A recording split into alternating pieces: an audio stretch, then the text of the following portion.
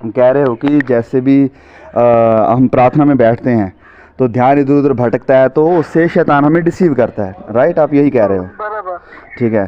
तो शैतान तो ऐसे, जब वचन में क्लियरली लिखा है, एक्सोडस निर्गमन 20 के वचन 4 में लिखा है कि मूर्ति मत बनाना, तो हमने प्रभु की इस वचन को तोड़कर हमने कह दिया कि प्रभु तुम्हें पता नहीं है, हम तुमसे बेहतर जानते हैं, हमें ऐसे इंस्पिरेशन मिलेगी, ऐसे हमारा फोकस बना रहेगा प्रार्थना में, और इस कारण प्रभु हम तुमसे ज़्यादा समझदार हैं। तो क्या शैतान ऐसे डिसीव नहीं किया है? अब ब्रदर, ये तो बात तो अभी कैथलिक्स और प्रोटेस्टेंट दोनों में आती है। जब तुमको पता है वो हमारे में जैसे यूक्रिस्ट जो होता है, पता है? नहीं, अब अभी पहले हम यूक्रेस्ट में बाद में जाते हैं। तो देखिए, सबसे पहले मैं कोई आपसे झगड़ने की कोशिश या डिबेट करने की कोशिश नहीं कर रहा हूँ। मैं बस जो वचन गया है उससे बस थोड़ी सी आपने कॉल किया है, आप सवाल कर रहे हैं, तो मैं आपको बस थोड़ा वचनों, मैं सिर्फ नॉलेज के लिए। हाँ, बिल्कुल। सो वही है। सो बस एक हम अपना एक जो वचनों के सिद्धांत हैं उन्हें समझने की कोशिश कर रहे हैं। तो जहाँ तक मैं समझ रहा हूँ या मैं देखता हूँ वचनों की सच्चाई में, वहाँ पर क्लियरली लिखा है, निर्गमन 20:4 में ये लिखा है कि मूर्ति मत बनाना। फिर वचन आगे 5 में लिखा है कि उसके आगे सजदा मत करना, ना किसी आकाश में किसी इंसान की, ना धरती के ऊपर किसी की, ना किसी और चीज़ की, राइट? तो इस चीज़ में अगर आप देखें तो ऑलरेडी रोमन कैथोलिक ने इस वचन को तोड़ा है, ठीक है? आप मानते इस बात को, नहीं मानते? मुझे किसी जानकार से इसके बारे में जानकारी लेनी पड़ेगी। भाई देखिए यही हमारी प्रॉब्लम है। मैं इस बात को हमेशा बोलता हूँ, अगर आप हमारे वीडियोस देखते हो, मैं कहता हूँ आप मुझे भी मत पूछो। मैं, अगर आपको लगता है कि मैं बड़ा एक्सपर्ट हूँ वचनों में, मैं भी नहीं हूँ। मेरे से ज़्यादा एक्सपर्ट परमेश्वर खुद है, उसका आत्मा है। आप खुद प्रार्थना में बैठो, वचन को पकड़ो, क्योंकि वचन से बेहतर सच्चाई कोई नहीं है। अब वो सच बात है। वो तो हमें वर्ड ऑफ गॉड बाइबल ही है, हमें उसको ही स्वीकारना पड़ेगा, किसी बिल्कुल हाँ, वो तो मैं भी मानता हूँ। हाँ, मैं ये कहता हूँ कि ठीक है, दूसरों से पूछो, बात करो, लेकिन उन्हें हमें बाइबल में लेकर आना है। हमें बाइबल को उनके पास नहीं लेकर जाना है कि वो अपने लेंसेज के थ्रू हमें बाइबल दिखाए, वरन हमें उनकी शिक्षा को, जो भी वो विचारधारा रखते हैं, जो वो बात कहते हैं, हमें उनकी बात को बाइबल के अकॉर्डिंग फिर देखना है कि क्या वो बाइबल के अकॉर्डिंग सही कह रहे हैं, नहीं कह रहे हैं। समझे आप? ठीक है। और उसके बाद आपने फिर बात करी थी कि प्रार्थना में फोकस बनाने की, ठीक है? पहली बात, परमेश्वर ने ऑलरेडी इसके लिए मना कर दिया, मूर्ति नहीं बनाना है। अब रही बात प्रार्थना में फोकस करने की, तो जब हम अगर मूर्ति भी सामने रख लेंगे, अगर हम आंखें बंद करके, तो हम उस मूर्ति के सामने प्रार्थना कर रहे हैं जो कि परमेश्वर है ही नहीं, ठीक है? नहीं, रॉन्ग नहीं। मूर्ति के सामने प्रार्थना कर रहे, इसका मतलब हम मूर्ति को थोड़ी दंडवत कर रहे, हम सिर्फ एक इमेजिन बना रहे, इमेजिनेशन की जीसस क्राइस्ट, हमारे होली स्पिरिट हमारे साथ में है। नहीं, देखिए, हाँ, जब हमें ये विश्वास है कि होली स्पिरिट हमारे साथ में है, तो फिर हमें मूर्ति की कोई जरूरत ही नहीं है। समझे? देखिए, ये फोकस की बात है। ये थोड़ी देर में जब हम बैठते हैं प्रार्थना में, ध्यान, हमारे जो ख्याल होते हैं, जो हमने सोचा, उधर जाता है, लेकिन बाद में वो बिल्ड हो जाता है। हम इन विचारों को डांटते हैं। वचन में लिखा है कि जब हम प्रार्थना नहीं कर सकते तो परमेश्वर का आत्मा आप हमारी मदद करता है हमारी कमजोरियों में। जब ब्रदर, अभी तो आपको पता है, जब वो आपने शायद आप रोमन कैथोलिक चर्च में जा चुके हो ना, तो आपको पता है वो यूक्रिस्ट जो होता है। जी बिल्कुल। Body of Christ. बिल्कुल भाई, बिल्कुल पता है। हाँ, तो वो सब कंज्यूम करते, पता है, सब सब खाते हैं वो। जी भाई। हाँ, तो जैसा वो प्रोटेस्टेंट्स में भी होता है, आप लोगों में क्या होता है पता नहीं। उसे प्रभु भोज बोलते हैं, बाकी से चीज सेम ही है। हाँ, बॉडी ऑफ क्राइस्ट सेम ही है। जी। तो वैसा, अब वो तो जो चीज है वो आइडल वर्शिप नहीं हुआ ना? नहीं, वो आइडल वर्शिप नहीं है। लेकिन जब बात आती है कि वो लोग बोलते हैं, मतलब रोमन कैथोलिक, क्योंकि मैं जैसे आपको कहा कि मैं इतना तो नहीं, लेकिन इनके बीच में थोड़ा रहा हूँ, 1-2 हफ्ते भी रहा हूँ, और हमारे पास में चर्च भी है रोमन कैथोलिक, और कई बार हम जाते रहे वहाँ पर, जब मतलब अनजान थे, ठीक है?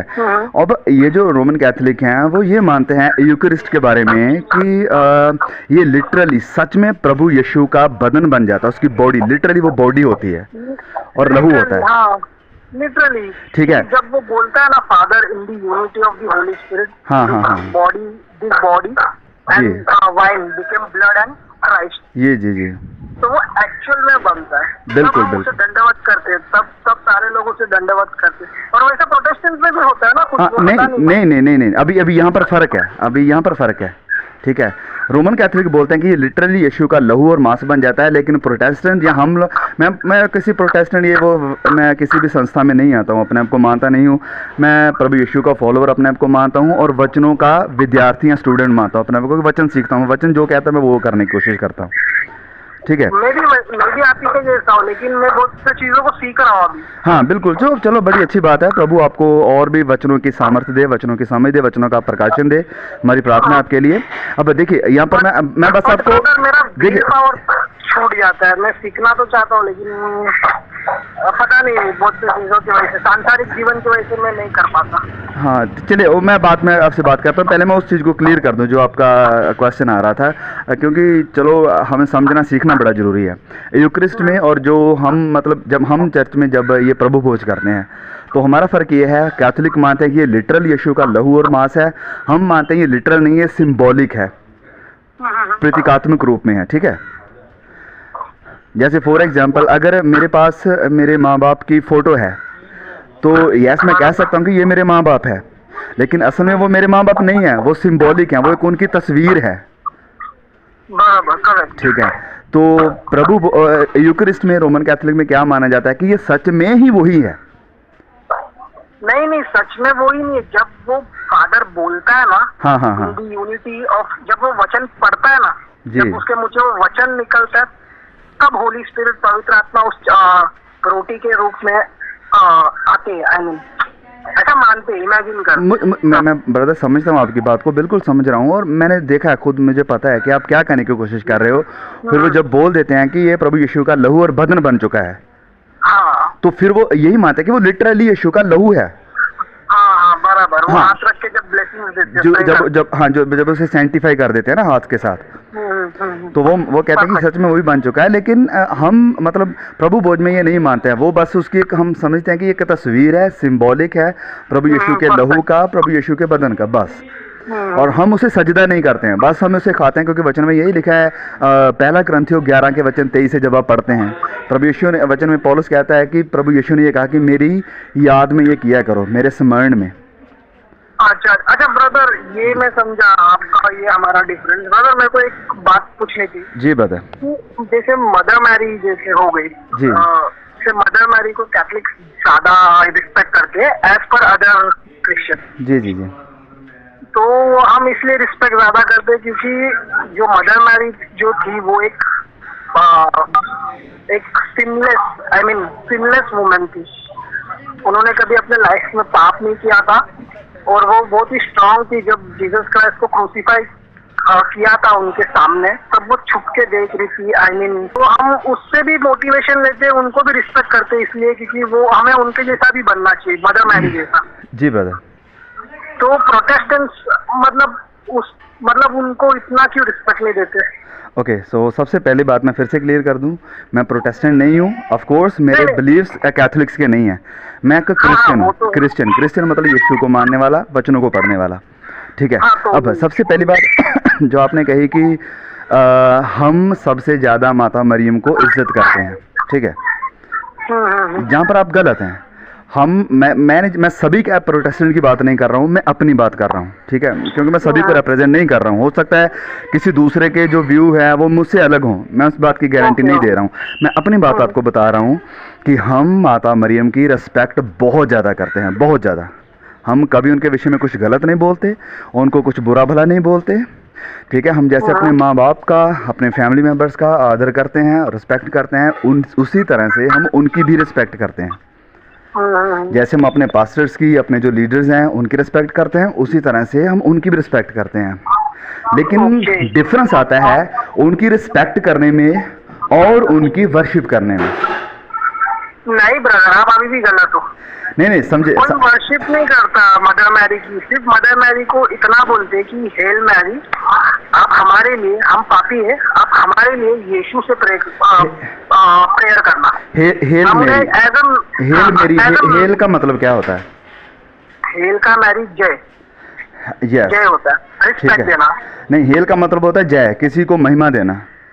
हाँ, तो महिमा तो देंगे ना, हुआ महिमा बस, देना। तो यही बात है। क्या आप अपने माँ बाप को कहते हैं हेल मामा पापा आपकी महिमा हो?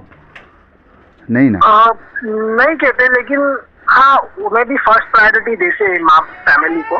जी, सो बिल्कुल उसी तरह से हम मानते हैं, क्योंकि वचन में कहा गया है, हम वचन से बाहर नहीं जा सकते हैं। वचन में कहा गया कि धन्य है तू, ठीक है, क्योंकि तुम्हारे थ्रू प्रभु यीशु ने जन्म लिया है, ठीक है। सो इस बात से आप नहीं कह सकते कि हम उनको आदर नहीं करते, हम उनका आदर करते हैं, उनकी इज्जत करते हैं। वो प्रभु यीशु मसीह की माँ थी, उनके थ्रू प्रभु यीशु उद्धारकर्ता दुनिया में आए, और वचन में उनके बारे में कहा गया कि वो धन्य है। तो हम भी मानते हैं कि वो यस ऑफ कोर्स वो धन्य है, ठीक है।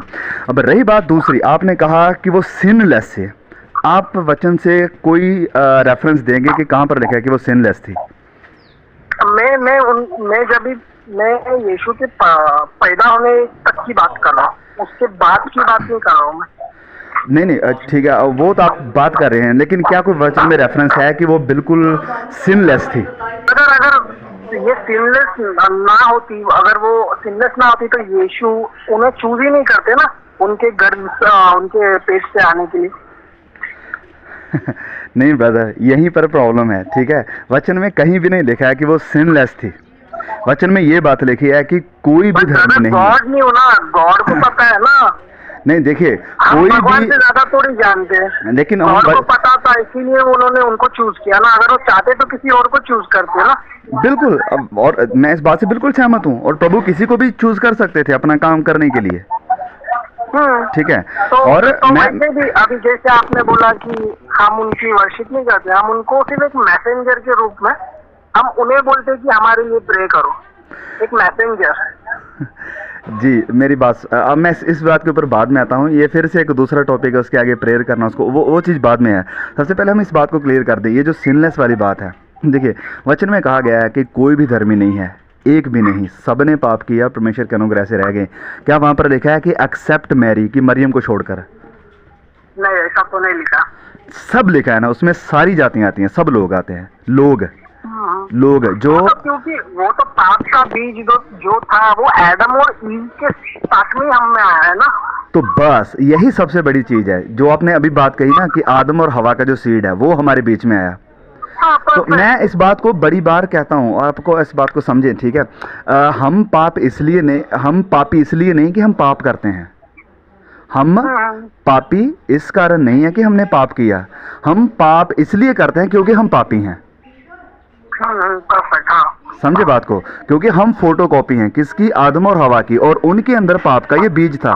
वो जो वायरस है गुनाह का ऑलरेडी उनमें है, और वो जितनी भी जनरेशन चल रही हैं उनके अंदर ट्रांसफर हो रहा है, ठीक है। तो इस कारण ये जो मरियम थी वो कहाँ से आई थी? वो कोई आसमान से थोड़ी आई थी।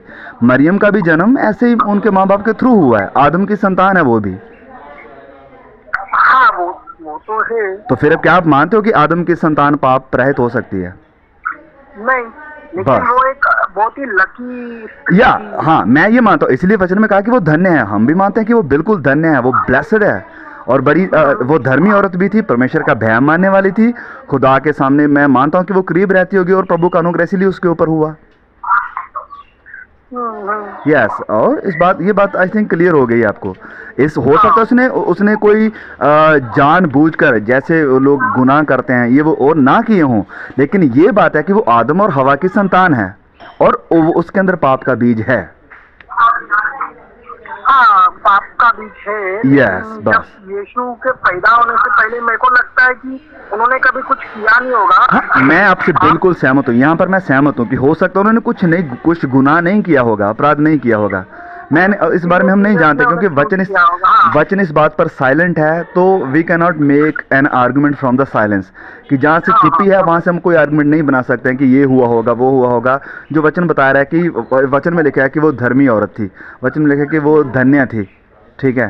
तो मैं इस बात को लेता हूँ कि यस वो धर्मी धन्य थी, प्रभु का अनुग्रह उसके ऊपर हुआ है। लेकिन मैं ये बात नहीं मानता हूँ कि वो सिनलेस थी, क्योंकि वो आदम और हवा की संतान थी। आदम और हवा के अंदर पाप का वायरस था, और वो वायरस पूरी जनरेशन्स के ऊपर ट्रांसफ़र हुआ है। और ये मरियम भी आदम और हवा की ही संतानों में से एक है। That's it. आई होप की बात क्लियर हो गई आपको। हाँ, क्लियर है। जी भाई। अगर एक सवाल मेरा एक और था, जैसे बैप्टिज्म के ऊपर। हाँ जी, हाँ जी, बता। जैसे बैप्टिज्म का जो हिब्रू वर्ड, सॉरी ग्रीक ना, जी जी जी। हाँ, ग्रीक वर्ड बैप्टिज्म का फुल्ली समराइज्ड होना चाहिए। बिल्कुल बिल्कुल। जैसे लॉर्ड क्राइस्ट ने लिया था। Yes yes brother yes. तो अभी कैथलिक कलीसिया में ऐसा होता है कि स्प्रिंकल करके देते हैं, मतलब आई मीन सर पे लोटे से पानी डालते। जी ब्रदर। तो मैंने इसके विषय में बहुत से मेरे फ्रेंड से बात किया और बहुत से लोगों से मैंने बात किया कि अदर डिनोमिनेशन में बैप्टिज्म जो होता है फुल्ली समराइज करके दे रहे हैं। बिलीवर्स क्रिश्चियंस वो भी फुल्ली समराइज देते हैं और प्रोटेस्टेंट्स भी फुल्ली समराइज देते हैं। जी जी। तो उसके विषय में मैंने बात किया तो फिर मेरे फ्रेंड ने मुझे बोला जो जीसस क्राइस्ट के जो 12 डिसाइपल्स थे जी, उन्होंने कभी बैप्टिज्म लिया ही नहीं, बल्कि जीसस क्राइस्ट ने उनके अपने गमछे से जी ना कपड़े से उनके पैर पोंछकर उन्हें बैप्टिज्म उस तरीके से दिया था। जी जी। तो ये सच है ना? वहाँ पर नहीं लिखा वचन में कि वो उनका बैप्टिज्म था, लेकिन ये बाइबल में ये भी नहीं लिखा कि उन्होंने डिसाइपल्स ने फुल्ली समराइज। देखिए ब्रदर, चलिए मैं इसमें ज़्यादा बात करने से परहेज रखूंगा। सिंपल बात आपसे पूछता हूँ, सिंपल। मेरा और आपका हमारा मॉडल कौन है? Christ, Lord Christ. Christ Jesus का बपतिस्मा स्प्रिंकल से हुआ था या सबमर्ज करके, मतलब पानी में जाकर? पानी में जाकर हुआ था। क्या आप चेलों के पीछे लगोगे, मतलब कि जैसे उनका हुआ भी वैसे होना चाहिए? हालांकि मैं नहीं मानता हूं, क्योंकि वचन में कहीं भी नहीं लिखा है। वो फिर से आर्गुमेंट फ्रॉम द साइलेंस है कि जिस चीज़ का जिक्र ही नहीं है वहां से आर्गुमेंट उठाई जा रही है। लेकिन जो चीज़ क्लियर है कि यीशु का बपतिस्मा हुआ, वो पानी में गए, तो क्या हम प्रभु यीशु की तरह बनने की कोशिश कर रहे हैं? तो क्या हम उसकी तरह बपतिस्मा लेंगे, या फिर हम कहेंगे कि देखो हो सकता है चेलों का बपतिस्मा ऐसे करके हुआ तो हम उसकी तरह लेते हैं बपतिस्मा? नहीं, लेकिन चेलों का बपतिस्मा खुद जीसस ने वैसा दिया था ना, खुद गॉड ने भगवान होकर उन्होंने वैसा गमछे से पोंछ कर दिया। देखिए भाई, जो चेले थे उनका बपतिस्मा यूहन्ना से हुआ था,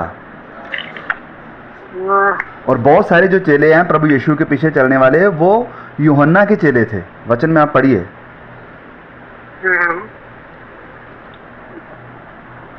जी। सो प्रभु यीशु को पता है कि इनका बपतिस्मा मेरी तरह हुआ है, जैसे प्रभु यीशु का हुआ था वैसे उनका भी हुआ था यूहन्ना से। ओके, जी। सो बाकी हम सारी बातें साइड कर दें। इनके आर्गुमेंट अगर हम ना भी रखें कि उनका बपतिस्मा हुआ या नहीं हुआ, उनका स्प्रिंकल करके हुआ या कैसे करके हुआ, अगर वचन नहीं भी क्लियर है हमारे लिए, यहाँ पर एक चीज तो क्लियर है कि प्रभु यीशु का बपतिस्मा कैसे हुआ, और हमें उसे फॉलो करना। दैट्स इट, बस बात खत्म। ये तो सही बोला आपने। जी ब्रदर। और ब्रदर, अभी बहुत ऐसे टॉपिक ऐसे भी आते हैं, जैसे मेरे सामने अभी बहुत से मेरे फ्रेंड्स हैं, वो बोलते हैं कि अगर मुझे बहुत से मेरे फ्रेंड्स हैं जो मतलब कट्टर हिंदू है वैसे। जी जी, वैसे टाइप के। सो भाई आप फिर कभी कॉल करेंगे हम, क्योंकि अभी ना थोड़ा काम है, तो बाकी आपके जो सवाल है आप लिख लीजिए, बाद हम फिर कभी प्रभु ने टाइम दिया तो आप कॉल करना, ठीक है?